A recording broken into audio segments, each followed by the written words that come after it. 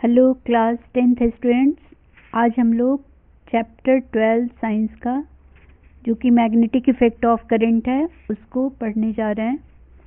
तो ये जो मैग्नेटिक इफ़ेक्ट ऑफ करंट है वो ये शो करता है कि किसी वायर में अगर करंट पास हो रहा हो और वो भी एक मैग्नेट की तरह बिहेव करने लगता है, जैसे कि बार मैग्नेट शो करता है। बार मैग्नेट यानी रॉड शेप में जो मैग्नेट होता है वो, और उसके आसपास मैग्नेटिक फील्ड लाइंस बनती हैं, वैसे ही इसमें भी बनता है। तो इसको समझने के लिए हम लोग एक वायर ले रहे हैं, इसका सर्किट कंप्लीट कर रहे हैं, यानी उसको बैटरी से, एमीटर से, एक रेजिस्टेंस से भी और की वगैरह से ज्वाइन करते रहें। और पहले की को ऑन नहीं करेंगे, पहले एक कंपास नीडल को इसके आसपास लाकर देखेंगे तो जो कंपास का डायरेक्शन नॉर्थ साउथ में रहेगा निडल का, और जैसे हम करंट ऑन करेंगे निडल का डायरेक्शन चेंज हो जाएगा, जो शो कर रहा है कि वायर में भी मैग्नेटिक फील्ड बन गया है जो इसको रिपेल कर रहा है या अट्रैक्ट कर रहा है, जिसकी वजह से इसका डायरेक्शन चेंज हो गया। तो ये मैग्नेटिक इफेक्ट ऑफ करंट को शो कर रहा है ये कंडीशन। नेक्स्ट, और ये जो है सबसे पहले एक्सीडेंटली ऑयस्टेड ने इसे ढूंढा था, हैंस क्रिश्चियन ऑयस्टेड ने इस प्रॉपर्टी को देखा था, और इनके ऑनर में मैग्नेटिक फील्ड के स्ट्रेंथ को ऑयस्टेड नाम दिया गया है, यूनिट का नाम ऑयस्टेड दिया गया है। तो ये मैग्नेटिक फील्ड था, इसमें किस तरह से मैग्नेटिक फील्ड होता है किसी मैग्नेट के आसपास, उसकी फील्ड लाइंस क्या होती हैं, इन सबको भी समझने की कोशिश करते हैं। तो मैग्नेट जो नॉर्मल बार मैग्नेट होता है इस तरह से शेप में होता है, रॉड के शेप में, जैसे कि यहाँ पे देख रहे हैं रेड कलर में। तो ये बार मैग्नेट में एक तरफ नॉर्थ होता है, एक तरफ साउथ होता है, पर ये फील्ड लाइंस वगैरह ऐसे में नहीं दिखाई देती। तो इसको चेक करने के लिए हम एक कार्डबोर्ड के ऊपर एक पेपर चिपका लेंगे और उस पर मैग्नेट को रख देंगे, फिर उसके ऊपर आयरन फिलिंग्स को छिड़क देंगे, यूनिफॉर्मली छिड़क देंगे और हल्का सा टैप करेंगे। तो देखेंगे कि ये इस तरह से जो गिवन शेप है उस शेप में ये लाइंस अरेंज हो जाएंगी। यहाँ पे जैसे कि देख रहे हैं लाइंस इस तरह से शेप में अरेंज हो रही हैं। तो ये लाइंस बन रही हैं जो कि पहले में नहीं दिख रही थी, पर आयरन फिलिंग्स इस तरह से अरेंज हुआ कि लाइंस हमें समझ में आ रही हैं। पर इससे हमें इसके डायरेक्शन का नहीं पता चल रहा है कि लाइन किधर से निकल रही हैं और किधर को जा रही हैं। तो इसके लिए हम लोग कंपास नीडल लेंगे, जैसे कि यहाँ पे देख रहे हैं नेक्स्ट फिगर में कंपास नीडल लिया गया है, और ये जो है इसका नॉर्थ किधर जा रहा है, साउथ किधर आ रहा है, उसको अलग अलग जगह पर रखकर हम पॉइंट आउट करते चलेंगे। तो उसके बाद हटाकर, कंपास को हटाकर, और फिर हम इन लाइंस को ज्वाइन करेंगे। तो जैसा नीचे वाला फिगर है उस तरह से ये दिखेगा। तो ये जो लाइंस हैं ये नॉर्थ से निकलती हुई और साउथ की ओर अंदर जाती हुई, यानी नॉर्थ पोल से निकल रही हैं, साउथ पोल में अंदर की ओर जा रही हैं, और इसी तरह से दोनों ओर से ये लाइन रहेंगी। तो कहीं पे लाइंस पास पास हैं, ये शो कर रही हैं कि यहाँ पे फील्ड काफ़ी स्ट्रॉन्ग है, और जहाँ पे दूर दूर है जैसा कि बीच में देख रहे हैं वहाँ शो कर रहा है कि लाइन, ये जो फील्ड स्ट्रेंथ है वो वीक है। तो बीच में वीक है और पोल्स के पास ये फील्ड काफ़ी स्ट्रॉन्ग है, ये शो कर रहा है फिगर। तो ये नॉर्मल मैग्नेट का हुआ, और यही कंडीशन जो करंट कैरिंग वायर है, यानी करंट वाला कोई वायर है, वो भी इसी तरह से मैग्नेट की तरह बिहेव करेगा और उसके भी लाइंस इसी तरह से बनेंगे। तो इसको चेक करने के लिए हम लोग फिर से एक सर्किट बना रहे हैं, और उसमें बैटरी की वगैरह ज्वाइन किया, और अभी हम की को ऑन नहीं करते हैं और कंपास नीडल को यहाँ पे रख रहे हैं। तो ये जो नीडल है उसका डायरेक्शन शुरू में नॉर्थ साउथ में रहेगा इस तरह से, पर जैसे हम करंट ऑन करेंगे ये डिफ्लेक्ट हो रहा है। तो मतलब ये इस तरह से डिफ्लेक्ट हो गया फर्स्ट फिगर में, और अब अगर हम ऑफ कर देते हैं तो फिर से वो नॉर्मल में आ गया। अब अगर करंट का पोलैरिटी बदल दिए, मतलब कि जो हमारा बैटरी का प्लस था, इसमें जिधर प्लस था उसको हम अब माइनस में कर रहे हैं और जो माइनस था उसको हम प्लस में कर रहे हैं। तो दूसरे वाले फिगर में ऐसा है। तो देखेंगे जो डिफ्लेक्शन का डायरेक्शन था कंपास नीडल का वो भी चेंज हो गया, यानी ये जो मैग्नेटिक फील्ड है वायर में वो पोलैरिटी बदलने से उसका डायरेक्शन भी बदलता है।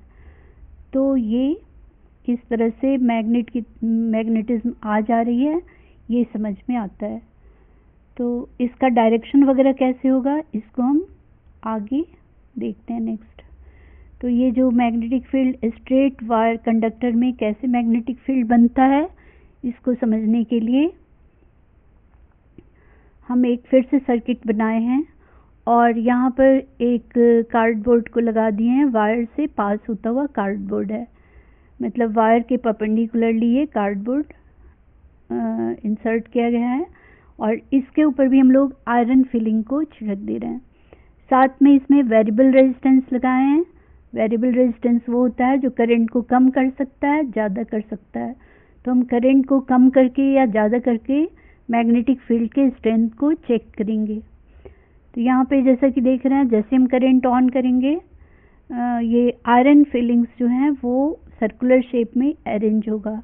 हल्का सा टैप करना पड़ सकता है और ये इस तरह से सर्कल के शेप में आयरन फिलिंग्स अरेंज हो गए जो शो कर रहा है इसके मैग्नेटिक फील्ड को। तो अगर हम करंट को बढ़ा दें, कैसे बढ़ाएंगे करंट को, अगर हम वेरिएबल रेजिस्टेंस से रेजिस्टेंस कम कर दें तो करंट बढ़ जाएगा और फिर देखेंगे कि ये लाइन काफ़ी पास आ गई है, मतलब काफ़ी स्ट्रेंथ को बढ़ा हुआ शो कर रही है। और अगर हम करंट को कम कर दें, रेजिस्टेंस बढ़ाएंगे तो करंट कम हो जाएगा और उस केस में ये लाइंस दूर हो जाएंगी जो शो करेंगी कि मैग्नेटिक फील्ड की स्ट्रेंथ कम हो गई है। तो कहने का मतलब करंट बढ़ने से मैग्नेटिक फील्ड की स्ट्रेंथ भी बढ़ती है और करंट घटने से मैग्नेटिक फील्ड की स्ट्रेंथ भी घटती है। यानी जो मैग्नेटिक फील्ड की स्ट्रेंथ है वो डिपेंड करता है करंट पे। तो मैग्नेटिक फील्ड को वैसे बी से शो कर, यहाँ पे हमें केवल मैग्नेटिक फील्ड ही बताना है। मैग्नेटिक फील्ड जो है वो प्रोपोर्शनल होगा करंट के, वैसे बी से शो करते हैं, B is proportional to I, but अभी आपको ये नहीं करना है। तो मैग्नेटिक फील्ड की स्ट्रेंथ करंट की डायरेक्टली प्रोपोर्शनल, करंट बढ़ता है तो मैग्नेटिक फील्ड की स्ट्रेंथ बढ़ रही है और घटता है तो घट रही है। तो इस एक्सपेरिमेंट से हमें यही पता चला। नेक्स्ट हम लोग डायरेक्शन अगर पता करें, क्योंकि इसमें तो बस आयरन फिलिंग्स अरेंज हो गए पास या दूर, तो इससे हमें स्ट्रेंथ का पता चला। लेकिन अगर हम डायरेक्शन की जहाँ तक बात करें ये राइट हैंड थंब रूल से हम पता कर सकते हैं। और राइट हैंड थंब रूल को हम मैक्सवेल स्क्रू रूल भी कहते हैं। तो ये राइट हैंड थंब रूल ये है कि अगर हम जिधर करंट जा रहा है राइट हैंड का थंब उधर रखें और इस तरह से कर्ल करें, यानी मुट्ठी बांधे जो कहते हैं, वैसे करके अगर हम फिंगर को कर्ल करें तो जो फिंगर का कर्ल का डायरेक्शन है वो मैग्नेटिक फील्ड का डायरेक्शन शो करेगा। तो ये यहाँ पे इसमें दिख रहा है कि किस तरह से हम पकड़ेंगे तो मैग्नेटिक फील्ड का डायरेक्शन कैसे होगा। तो यहाँ पे जैसे डाउनवर्ड है करंट का डायरेक्शन,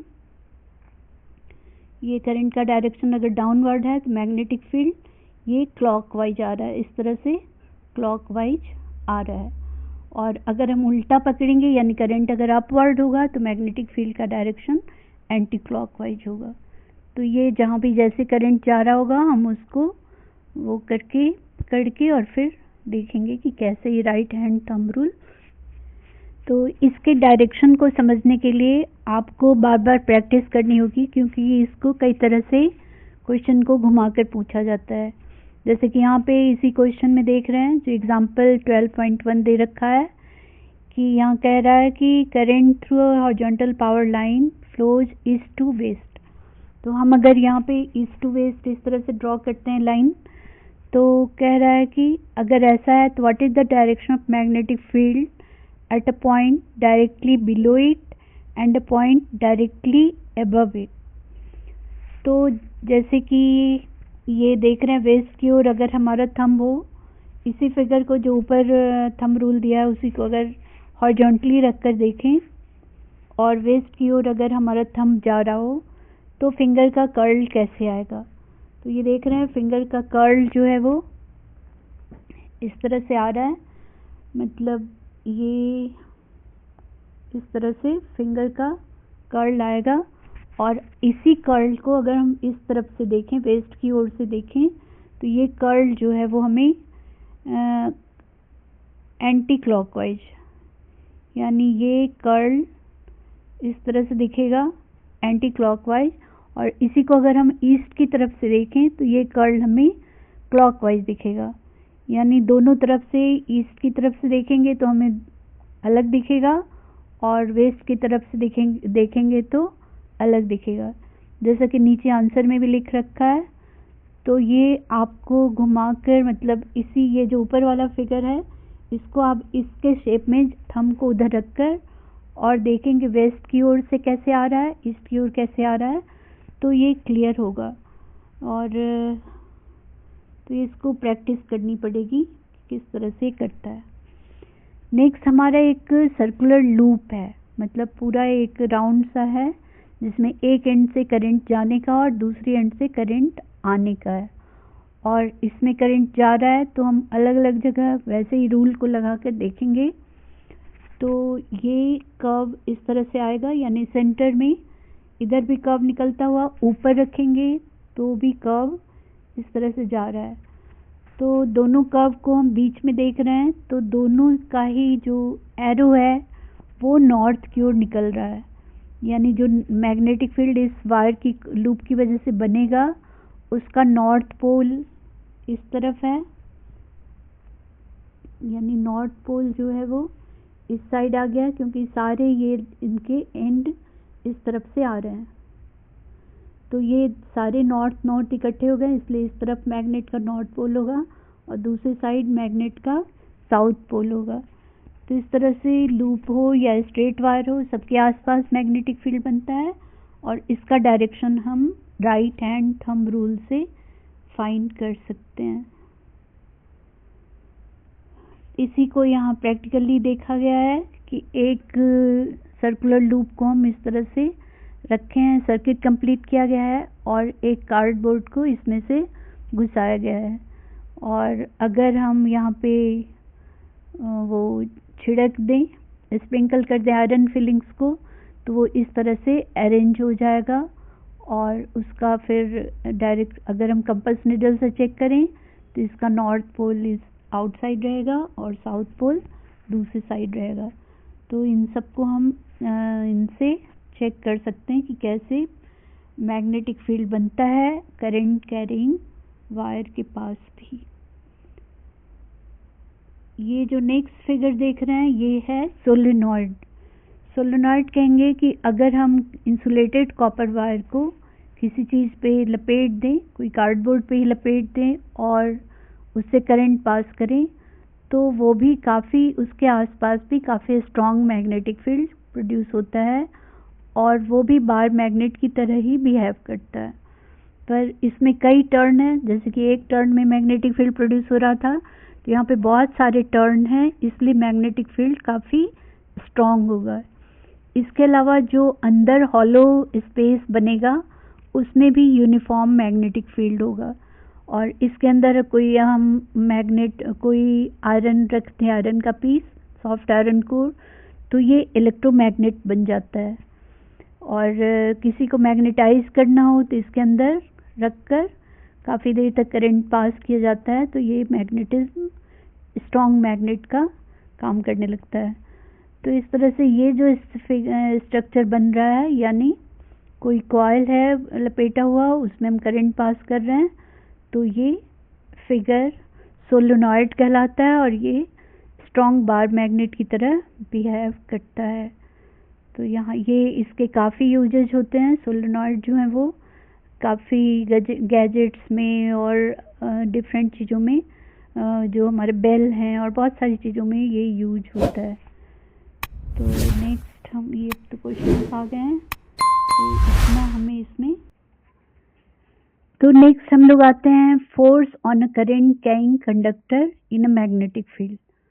तो ये तो पता है कि करंट कैरिंग कंडक्टर के आसपास मैग्नेटिक फील्ड बनता है, पर यहाँ पे हम थोड़ा हटकर देखेंगे कि अगर कोई मैग्नेट है उसके आसपास हम करंट कैरिंग कंडक्टर को ला रहे हैं तो क्या फर्क पड़ेगा। यानी करंट की वजह से मैग्नेटिक फील्ड प्रोड्यूस हो रहा था, ये तो देखे मैग्नेट की वजह से करंट कैरिंग वायर पे क्या फर्क पड़ेगा वो देखने के लिए ये हम एक्सपेरिमेंट करेंगे। तो यहाँ पे एक सर्किट बनाया गया है और उससे एक रॉड को लगा कर रखा गया है, मतलब एल्युमिनियम रॉड वगैरह हल्का रॉड लगा कर रखा गया है AB। और इस रॉड को मैग्नेट के दो पोल जो कि वर्टिकली रखे हुए हैं और इसके परपेंडिकुलरली हुए, मतलब वो हॉरिजॉन्टली है और ये वर्टिकली रखा हुआ है। तो इसके बीच में क्योंकि देख रहे हैं इसका नॉर्थ जो है वो इस तरह से नॉर्थ साउथ ऊपर नीचे करके है, नॉर्थ नीचे है और साउथ ऊपर है। तो और रॉड को बीच में लटकाया गया, वो हॉरिजॉन्टली है। तो स्टैंड से इसको रखा गया है और जब हम करंट पास करेंगे तो देखेंगे कि करंट पास करने पे रॉड एक तरफ पुश हो जाता है। इसका मतलब कि मैग्नेटिक फील्ड में अगर करंट कैरिंग वायर को रखा जाए तो उस पर एक फोर्स लगता है जिसकी वजह से ही रॉड एक तरफ पुश हो जाता है। तो अगर हम करंट का डायरेक्शन बदल दें तो ये जो पुश हो रहा है उसका डायरेक्शन भी बदल जाता है। और इसके डायरेक्शन को पता करने के लिए हम Fleming's left hand rule use करते हैं। तो ये फ्लेमिंग्स लेफ्ट हैंड रूल क्या है कि जो हमारा 4 फिंगर है वो मैग्नेटिक फील्ड को शो करेगा। मतलब हम अपने लेफ्ट हैंड के 3 फिंगर्स को स्ट्रेच करके रखेंगे पूरी तरह से परपेंडिकुलरली, तीनों एक दूसरे के रहेगा। तो जो हमारा 4 फिंगर है वो मैग्नेटिक फील्ड को शो करेगा और करंट को, जो मिडिल फिंगर है करंट को शो करेगा। तो जो थंब का डायरेक्शन आएगा वो मोशन को, यानी किधर फोर्स लगेगा किधर वो पुश होगा उसको शो करता है।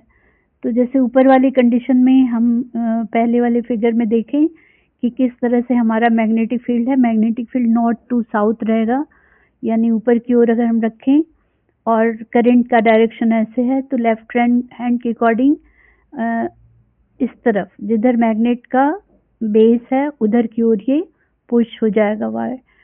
तो इसको भी प्रैक्टिस करके देख लेनी है कि किस तरह से ये लेफ्ट हैंड रूल काम करता है फ्लेमिंग का। तो ये सारे हैं और इसमें जो जो क्वेश्चंस हैं उस पर ध्यान देना है। तो ये मैग्नेटिज्म के बारे में इतना था। ये जो मैग्नेटिज्म है इसका यूज मेडिसिन वगैरह में होता है।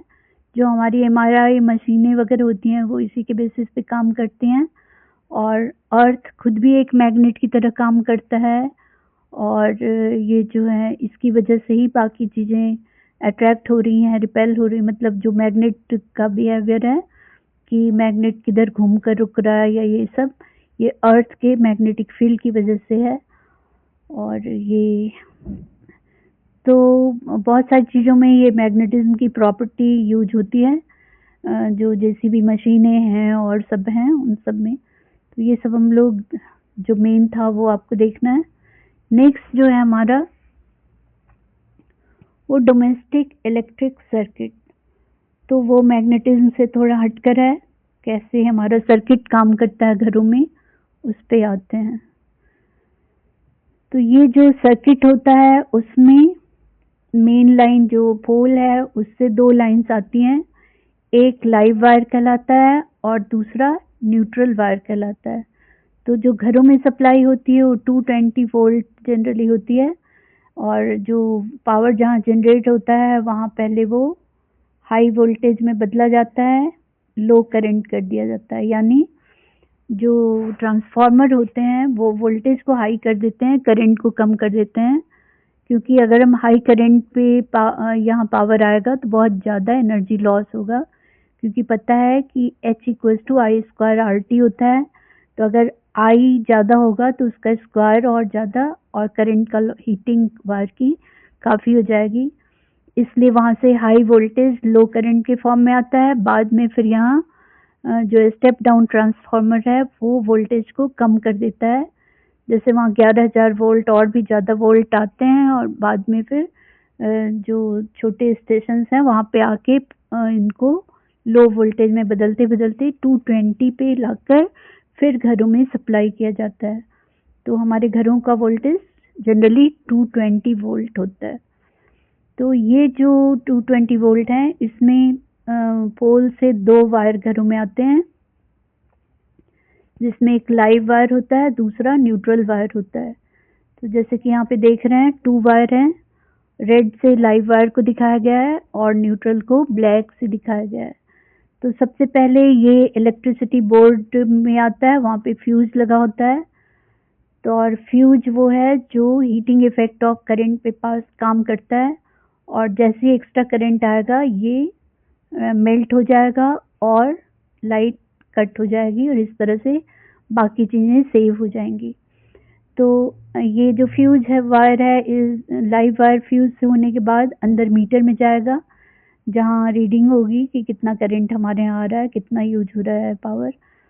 इसके बाद फिर ये डिस्ट्रीब्यूशन बॉक्स में जाएगा और वहाँ पे भी मेन स्विच और फ्यूजेज होंगे, अलग अलग रूम के लिए या अलग अलग पार्ट के लिए अलग अलग फ्यूजेज वगैरह होंगे, स्विच होगा और फिर अलग अलग रूम में ये जाएगा।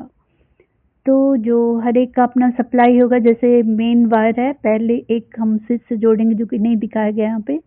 तो यहाँ पे हमारा स्विच भी हो सकता है, जैसे यहाँ पे पहले हम स्विच से जोड़ेंगे और बीच में स्विच जब तक ऑफ रहेगा तो ये कनेक्टेड कट रहेगा, और जब हम स्विच ऑन करेंगे तो जैसे कि 2 पॉइंट हैं स्विच के और पहले ये लाइव वायर इसमें से आया और यहाँ पर जब तक हम ऑन नहीं करेंगे तब तक ये कट रहेगा, और जब हम ऑन कर देंगे तो ये आपस में ज्वाइन हो जाएगा और फिर जिसमें भी हमें जाना है, जैसे बल्ब है या किसी में सप्लाई करना है तो उसमें काम करेगा कि ऑन कर दिए तो कंटिन्यू हो गया, अदरवाइज वो सर्किट इनकम्प्लीट रहा।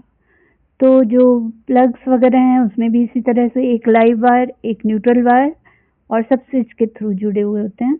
यहाँ पे स्विच नहीं दिखाया गया। तो इसके अलावा एक और जो होता है वो अर्थ वायर होता है। अर्थ वायर इसलिए होता है कि हमारे जो करंट वगैरह किसी ऐसे डिवाइसेस में जो ज़्यादा पावर लेने वाले डिवाइसेस हैं वो हमारे लिए अनसेफ ना हो, इसके लिए।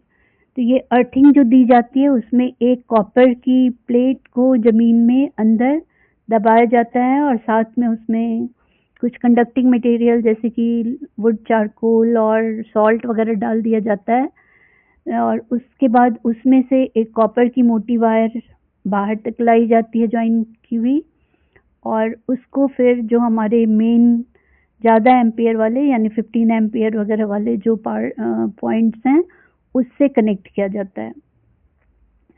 तो ऐसे पॉइंट वाले में जब हम प्लग लगाते हैं तो वो अर्थ जो ऐसे वाले में सब में 3-3 वायर होते हैं, यानी एक अर्थ के लिए होता है जो 15 एम्पियर वगैरह के प्लग होते हैं उसमें, तो वो अर्थिंग वाले से जुड़ा रहेगा। इससे क्या होगा, और ये हमारे मेटल बॉडी से जाके जुड़ा रहता है, जैसे फ्रिज का बॉडी है उससे ये जो थर्ड वायर है वो जुड़ा रहता है। तो जैसे ही कहीं एक्स्ट्रा करंट लीक वगैरह हो गया या बॉडी में आ गया तो वो तुरंत अर्थ में चला जाएगा और इस तरह से हम लोग सेफ रहेंगे। तो जितने भी ज़्यादा एम्पियर वाले जैसे गीजर है और आयरन है, टोस्टर है, इन सब में ये इस तरह का प्लग यूज किया जाता है जो अर्थ हो, और वो फिर सेफ्टी के लिए ज़रूरी होता है। वॉशिंग मशीन है, इन सब चीज़ों में। तो इस तरह से 3 वायर में 2 वायर तो पोल से आती हैं, एक वायर हमें अलग से लगवाना पड़ता है जो कि हमारे सेफ्टी के लिए होता है। तो फ्यूज जनरली जो फ्यूज है वो लो मेल्टिंग वाले मटेरियल का बना होता है और उसका रेजिस्टेंस हाई होगा पर मेल्टिंग पॉइंट काफ़ी लो होगा। तो जैसे ही एक्स्ट्रा करंट आएगा तो वो मेल्ट हो जाएगा और इस तरह से हमारे घर को बचाएगा, सेफ रखेगा। तो बहुत सारे रिस्क वाली चीज़ें जो होती हैं, एक तो ओवरलोडिंग हो जाता है कभी। ओवरलोडिंग में क्या होता है कि हम एक ही प्लग पॉइंट से बहुत सारे कनेक्शन ज्वाइन कर देते हैं, उसकी वजह से जितने के लिए वो बना है उससे ज़्यादा करंट आएगा और वो मेल्ट वगैरह हो सकता है, तो ओवरलोडिंग नहीं करनी चाहिए। और कहीं कभी भी शॉर्ट सर्किट हो जाता है, यानी वायर जो है कहीं पे आपस में, दोनों वायर आपस में टच कर गए बिना आगे आए ही, तो इसकी वजह से भी आग वगैरह लगती है। और वैसे फ्यूज लगा होने से काफ़ी ये सेफ होता है। तो ये हीटिंग इफेक्ट ऑफ करंट पे काम करता है। पर आजकल जो काफ़ी आ रहे हैं वो एमसीबी होता है, वो मैग्नेटिक इफेक्ट पे भी काम करता है। तो इस तरह से घरों में किस तरह का होता है, और साथ में जो बॉक्स में पॉइंट्स दिए गए हैं उसको भी पढ़ना है, और जो जितने भी एक्टिविटीज़ हैं उनको भी अच्छी तरह से ध्यान देना है, क्योंकि सब में से क्वेश्चंस होते हैं। तो आशा है समझ में आ गया होगा, और जो कुछ पूछना चाहें वो कमेंट करके पूछ भी सकते हैं। Thank you.